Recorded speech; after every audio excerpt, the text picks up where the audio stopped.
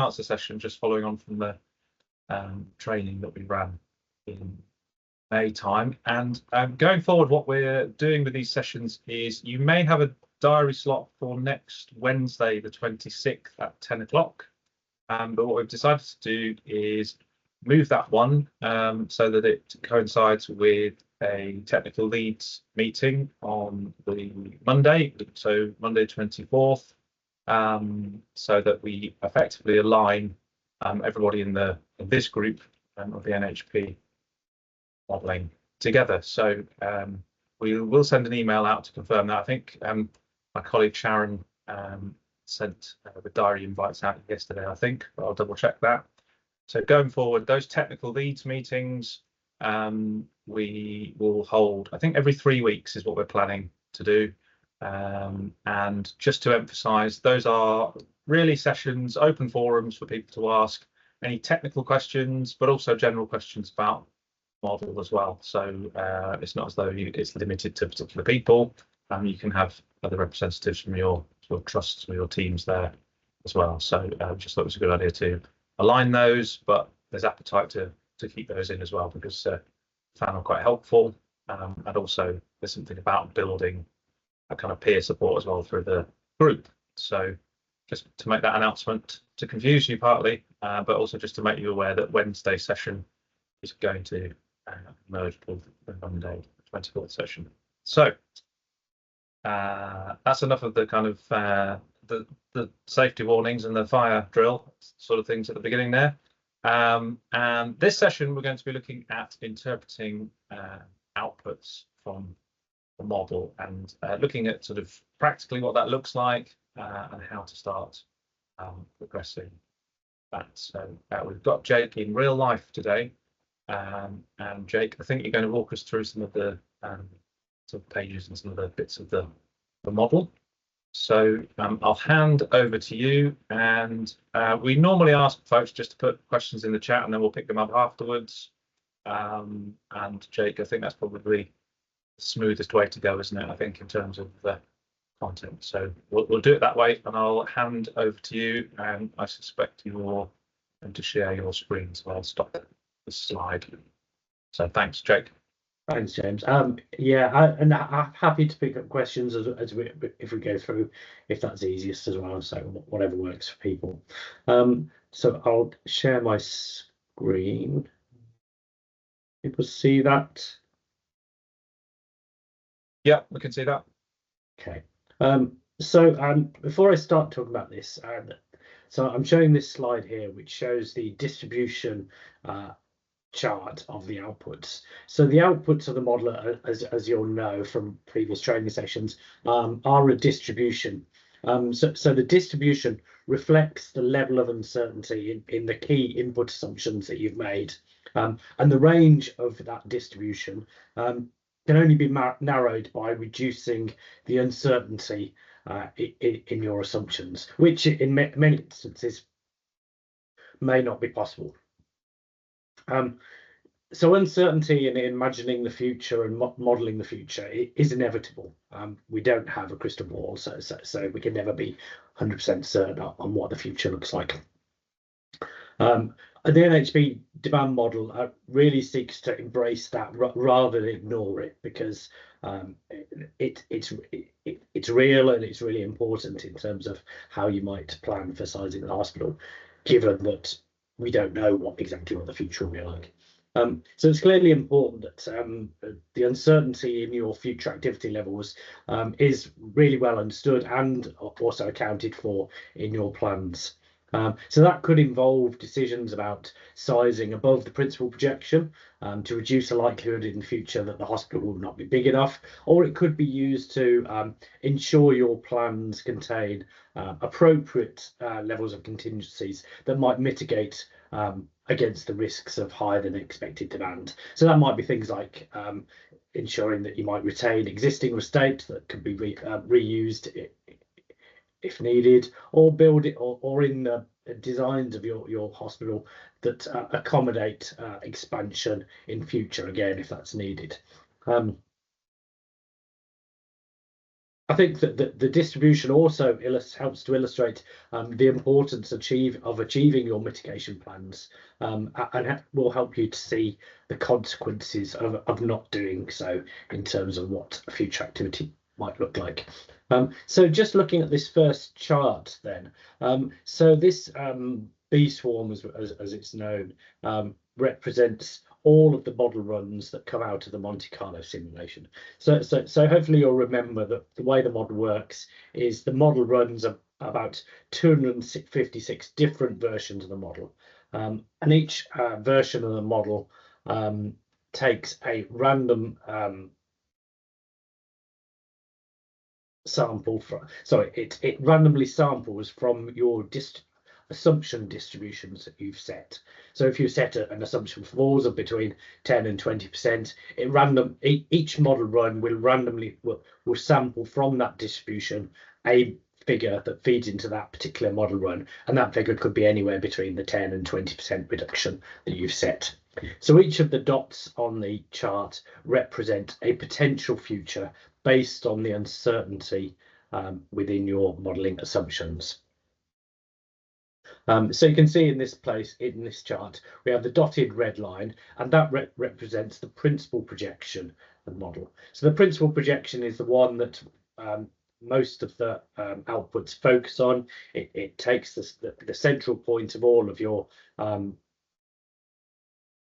assumption ranges and applies that into a single model run, and the dotted line represents the outputs of that run, taking the central position of all the assumptions. The dark grey line is your baseline activity. So you can see in this case the baseline was just over 222,000 bed days, the principal projection showing somewhere around 224,000 bed days, but you can see that actually the future could be as high as 240,000 or as low as 210,000. Just scrolling down to the chart below that, which is the S-curve, which shows the same information in a slightly different way. And this chart shows the 80% confidence intervals as the blue dotted lines. So you can see you can be 80% confident that the future level of demand for your hospital will be somewhere between about 217,000 and 232,000, somewhere around that. Sorry, was there a question that just came up there? Yeah, just a quick one. Can you just run through that definition of principal projection again? Yes. So you'll set each of your assumptions, and you'll have a distribution for those. The principal projection at the moment, and I'll come on to say something a bit more about this in a moment, but at the moment, the principal projection takes the midpoint of each of your assumptions that you've made for each of your mitigators and applies that value into your model. And that's what the principal projection is based on at the moment. We are at the moment changing the way we calculate the principal projection to make it a little bit more stable, because there is some randomness in how the model works. The principal projection can move around a little bit, which isn't always helpful. So we're implementing a new approach to the principal projection that makes it a bit more stable, that essentially takes the average of all of the model runs as the principal projection. Brilliant. Just for my simple mind then, so the way that it is calculated at the moment, we might say we expect bed days to change between 10 and 20%. That's our range. And our mitigators would have between 2 and 3% impacts on that. So we give you a range for our outcome and then our mitigators, and your principal projection is the midpoint of those of the outcome. I'm not sure I fully followed that. If I give you a simple example, so if you were to run a model with a single parameter, say for falls, and you decided that you think you can avoid somewhere between 10 and 20% of all falls admissions, the principal projection at the moment will take the midpoint of your assumption distribution. So it'll take 15%, and it'll say we're going to avoid 15% of all your falls admissions, and it'll apply that within the model. And run that. So, and it does that for every single mitigator you set. It takes a midpoint and applies that as your parameter within the model. Okay, so maybe I'm just struggling with the term mitigator. So in my mind, the mitigator is part of your outcome. You say that we think we're going to avoid between 10 and 20% of falls because we are going to do X, Y, and Z, i.e., I don't know, single rooms, digital monitoring, smart beds. Each of those will have an impact and will allow us to calculate that 10 to 20%. They are the mitigators. So do you model the effect of those mitigators or the variable effect of those mitigators, or are you just taking a midpoint of 10 to 20%? That's your conclusion. That's the only thing we're modeling. Well, the mitigators are the individual mitigators in the model, so falls or ambulatory care sensitive conditions. Right. As you say, how schemes arrive at the range that they set will be to take into account all of the things that they're doing that might impact on each particular cohort of activity, which might be single rooms or it might be a falls intervention program. But they would make an assumption about how those might affect a particular activity cohort. Got it. Thank you. Great. Going back to this chart then, so again, it just shows that distribution of activity that you might be expected to deliver within your capacity in future. So just going back to what I said previously, it's important because it allows you to really understand that uncertainty and the range of activity you might expect given the uncertainty in the inputs into the model. So again, you would use that in terms of sizing your hospital or ensuring that you have appropriate contingencies in place should activity be higher or lower than expected. So that's one of the key outputs of the model. So that gives you the range of potential future activity. And again, you can look at that by inpatients, outpatients, and individual pods, and different types of measures. So for outpatients, we've got attendances or telephone attendances. For inpatients, you can look at bed days or admissions. And for A&E, you can look at ambulance arrivals or walk-in arrivals for different points. So that's the distribution of outputs, which is important. I'm just going to go on to look at what I think is perhaps the second most important set of outputs, which is it starts with the waterfall. So within your outputs, again, you can look at this by each activity type or pod or measure. This one shows all inpatient activity. So the top yellow bar shows the numbers of bed days in your baseline. So the number of inpatient bed days in 2019-20. Then each of the bars below that illustrates the impact of particular factors that are in your model.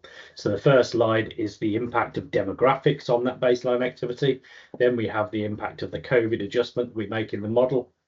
Then we have a small births adjustment, and then we have the non-demographic adjustment. And you'll note in this case that the non-demographic adjustment is small because in this case we're using the non-demographic variant 2, which, if you'll recall from previous training sessions, takes a smaller factor for non-demographic adjustment, specifically for non-elective activity.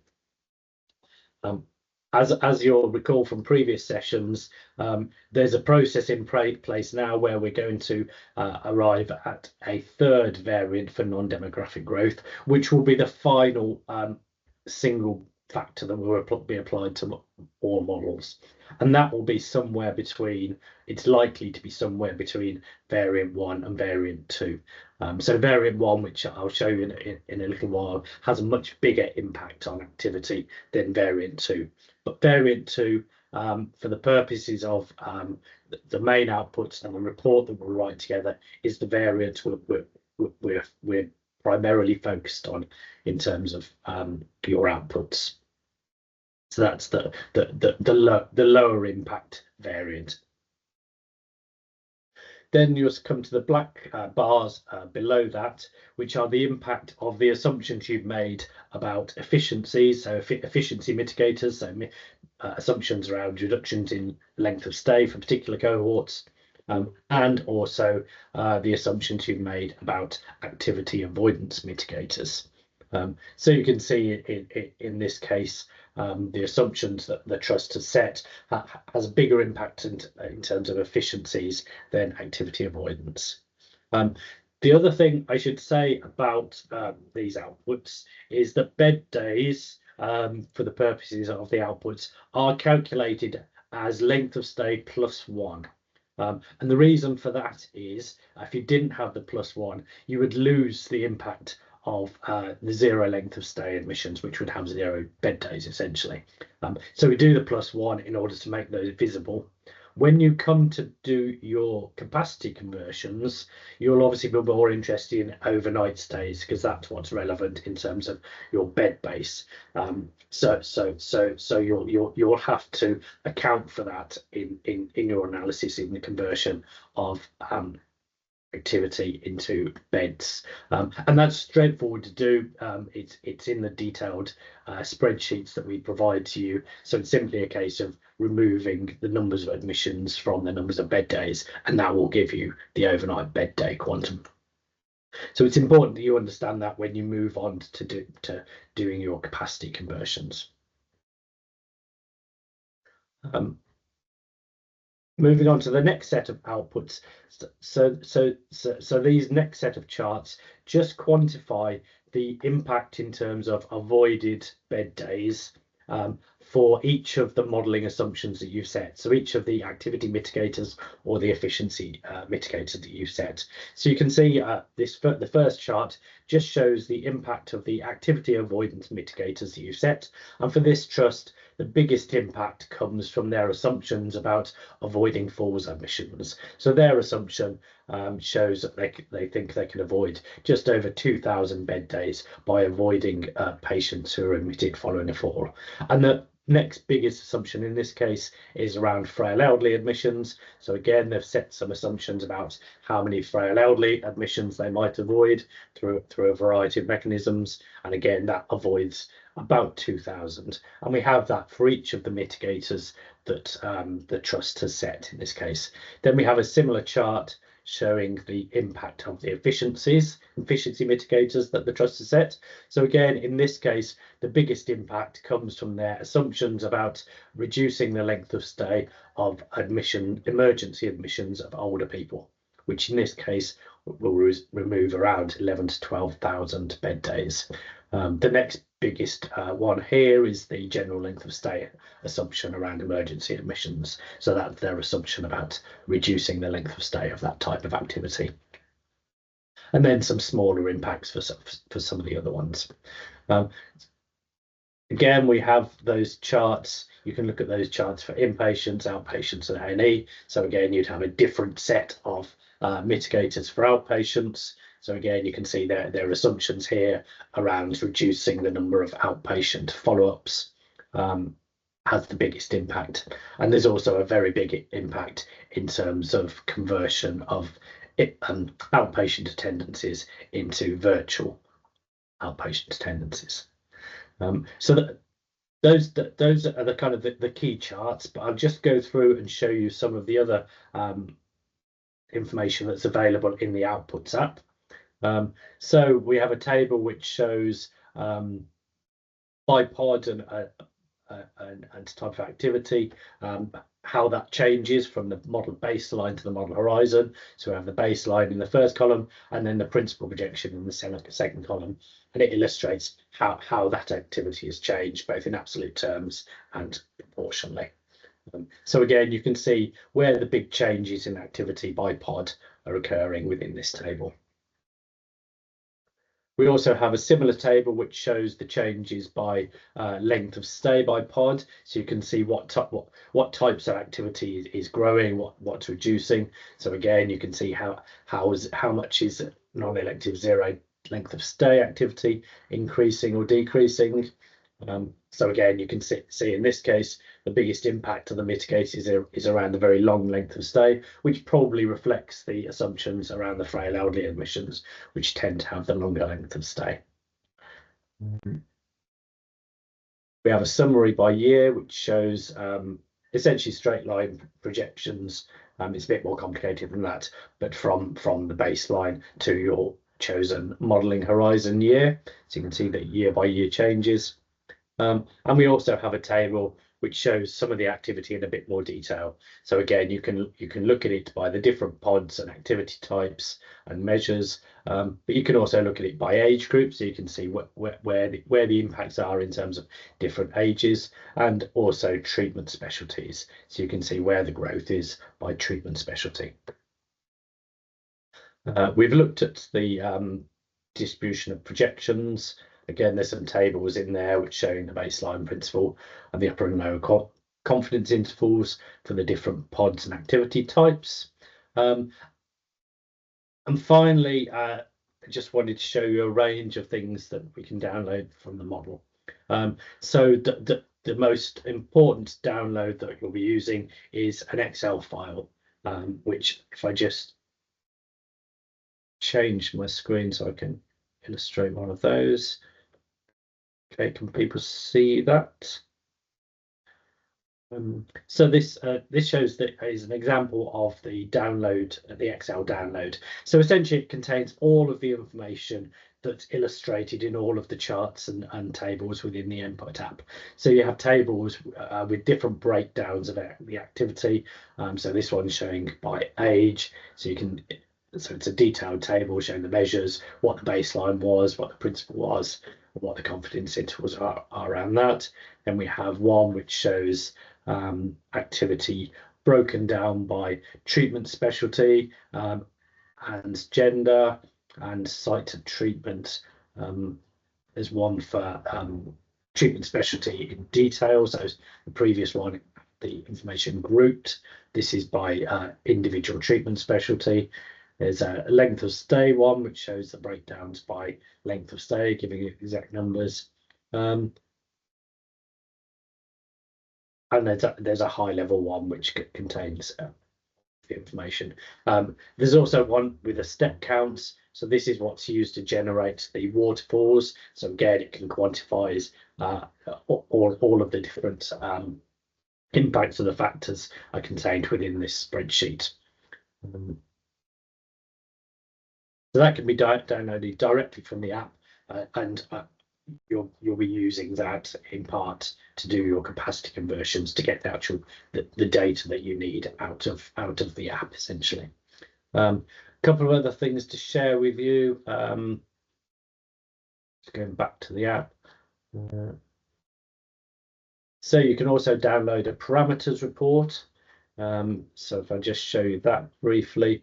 So the parameters report just contains all of the parameters that you've set in the model. So that you can print that out or you use it as you wish for references or including in reports. So that's just a summary document illustrating all of the assumptions that you've set for each of the mitigators and the factors within your model. And the final set of outputs is an outputs report, which is just a detailed report that contains all of the charts and tables that are included in the output app. So if you needed to take those out of the report and include them into your own reports, you can just use this because you can extract all the charts and tables directly from this. And I think that's broadly everything I wanted to show you today. Any questions around any of that at all? Katie. Hello, me again. It looks really good. Thank you, Jake, for that run through. Just to clarify so that I understand the process entirely, we'll go through a rigorous process to try and set our mitigators to the best of our abilities. And then am I correct in understanding we'll then get that output, obviously, once we've confirmed that we've put everything in as a first pass, and then we have the ability to go back in and then adjust anything that we think, actually perhaps doesn't look right or there's further opportunity to be made. Is that correct? Yes, that's exactly right. So once you've set your first set of assumptions, we'll arrange a meeting with you whereby we'll go through this set of outputs essentially, and we'll look at the mitigators you set.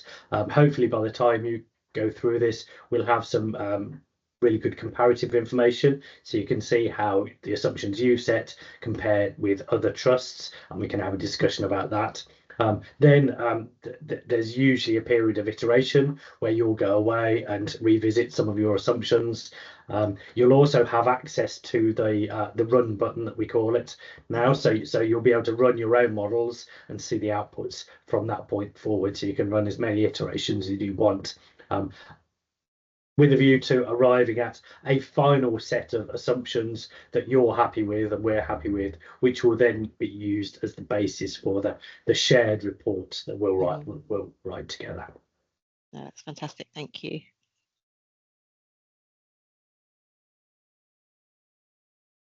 Okay.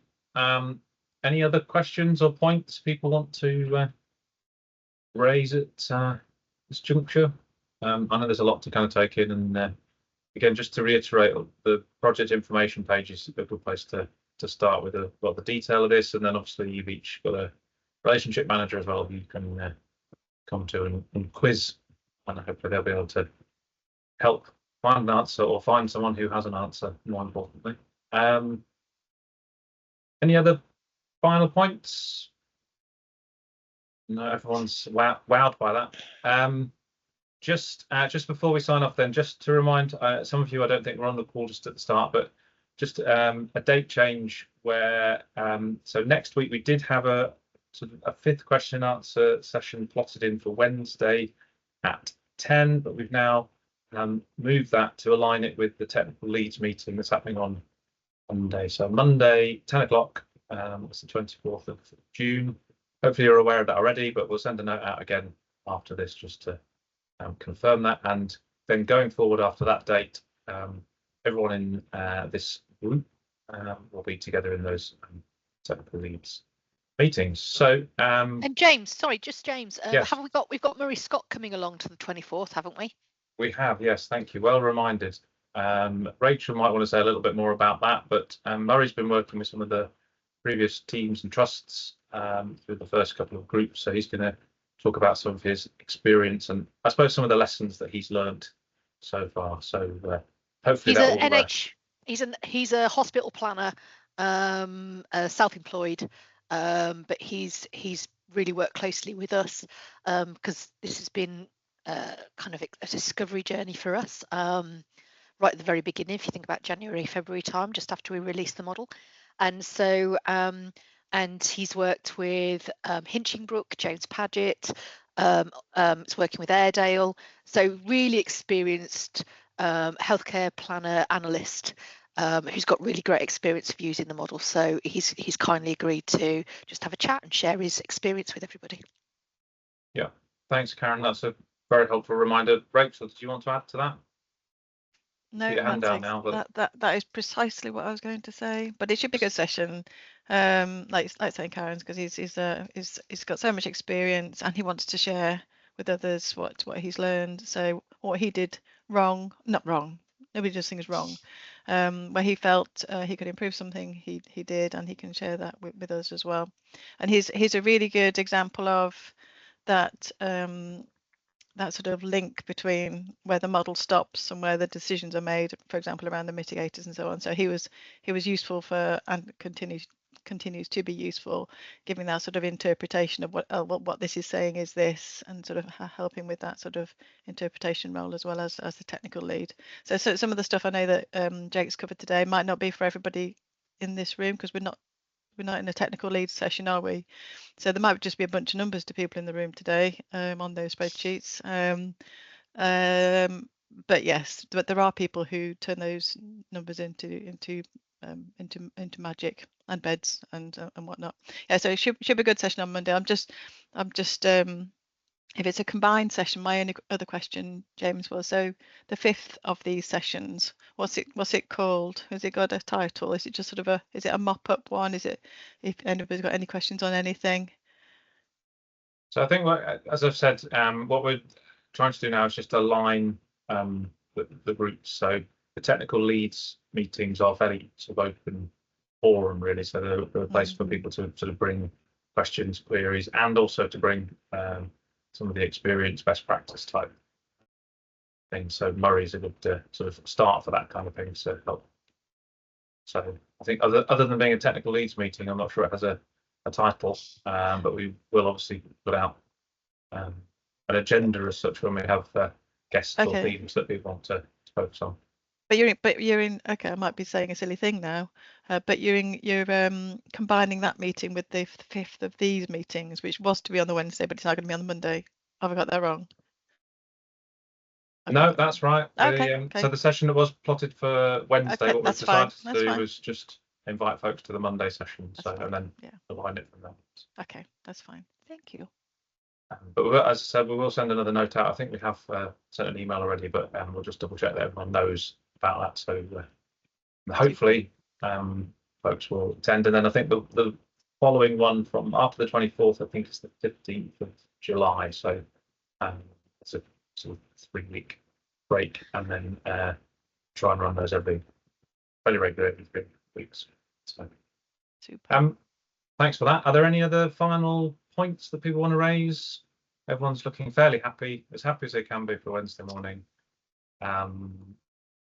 If not, I'll wish you a good rest of the day, and we'll see you hopefully again on Monday. And in the meantime, if there's anything following today or anything related to the model, then just give us a shout, drop us an email, get in touch. Thanks for attending. Good to see you all. Thanks. Okay.